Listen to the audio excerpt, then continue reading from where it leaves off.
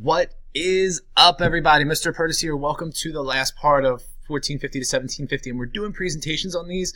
But I just wanted to kind of give you an overview of this myself. So as we get into kind of the presentations and what's going on as you're kind of focusing on your own project, maybe gives you an understanding of what we're looking for, what the College Board's looking for with the AP World Exam, and just to kind of put this in a bigger perspective for you. So I just want to, this map is a good place to start, just of where each of these empires that people are presenting on are located.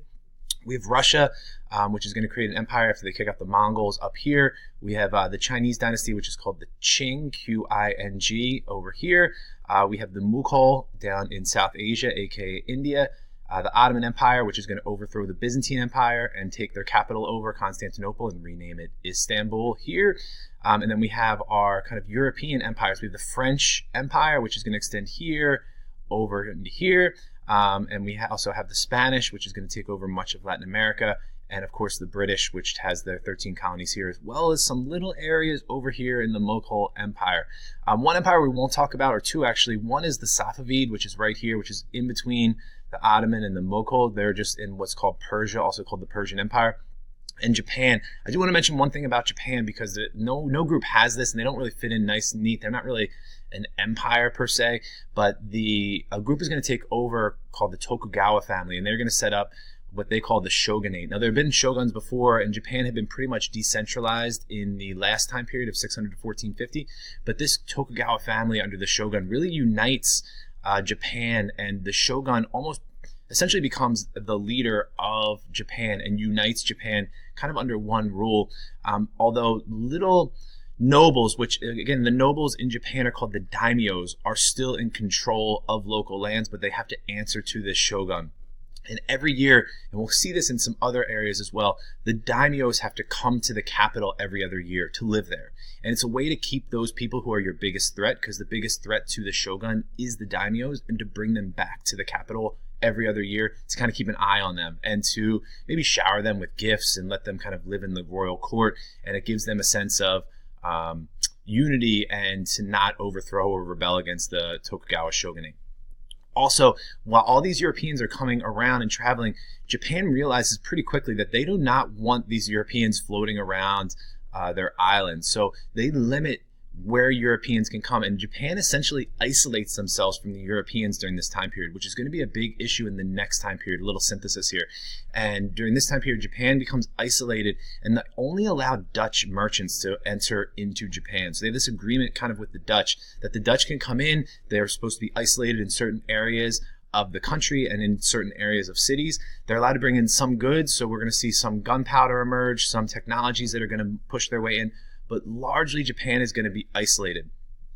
One of the reasons they do isolate all of the Europeans from coming in, is they didn't really like the Christian missionaries coming in and trying to convert people, and they saw it as undermining the way of the shogun and the religious beliefs that people in Japan had with Shintoism that kind of unified the people. So just a one side note, one thing that comes up a lot, and it's in the notes that you did, and it'll come up repeatedly, or it should, is how do you assert and consolidate your power? So to assert your power is to say you have power.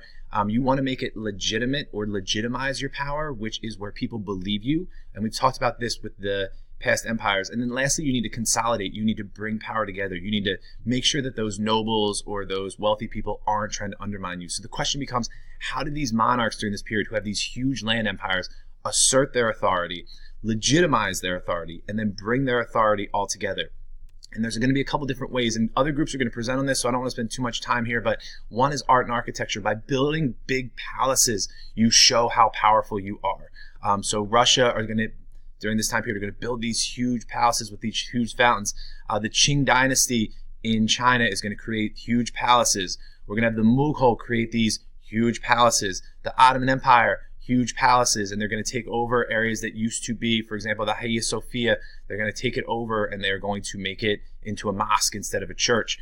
We have the French under Louis XIV, who are going to create the Palace of Versailles, which some images are here.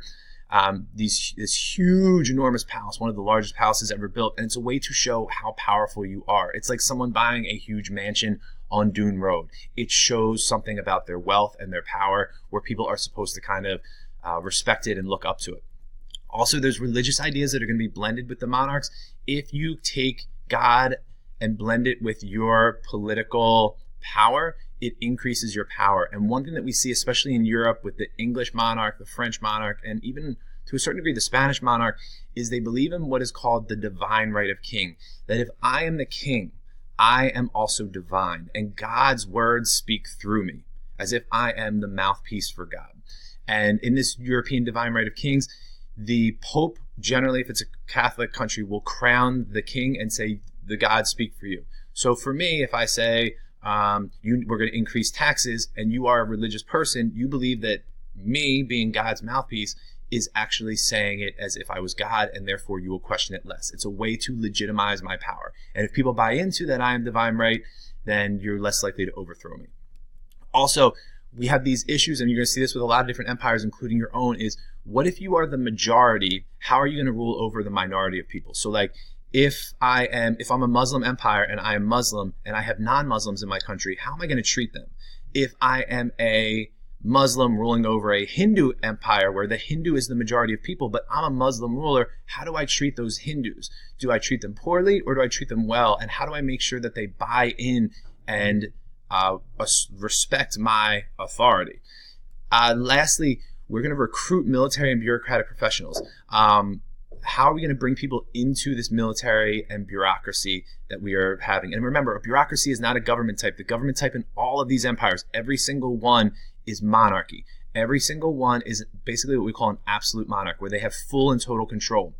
But what they have underneath them are bureaucrats, are government workers. And again, I will say this over and over again because people keep getting confused. They are bureaucratic workers. They are bureaucracy. They are people who work for the government and therefore follow and carry out the laws or the ideas of the government. And in this case, for example, one thing that we always see with the bureaucracy in China is they have the Confucian scholars. And during the Qing dynasty, during this time, they make it actually harder, the civil service exam, which makes it their government even more legitimate, because you know that these people who are working for the government are obviously smart. And what the Qing had found and the Ming had found as well is that people were cheating a lot on these. And this is a cheat sheet from the Confucian civil service exam from back during the Ming dynasty. And the Ming and then eventually the Qing make this exam even tougher. And they create something called the 8-legged exam, where it's 3 days and 2 nights where you have to come to take the exam. You bring a mattress and a pillow, and you bring your own pen, and you have to sit in a room by yourself and take this exam. And if you get caught cheating like this, the punishment is severe, but it's a much more difficult exam than it had been under the Han, for example. That's a little synthesis as well. So quick little overview there, just to kind of give you perspective when we go forward with this. And this is kind of the last piece of 1450 to 1750. Thanks.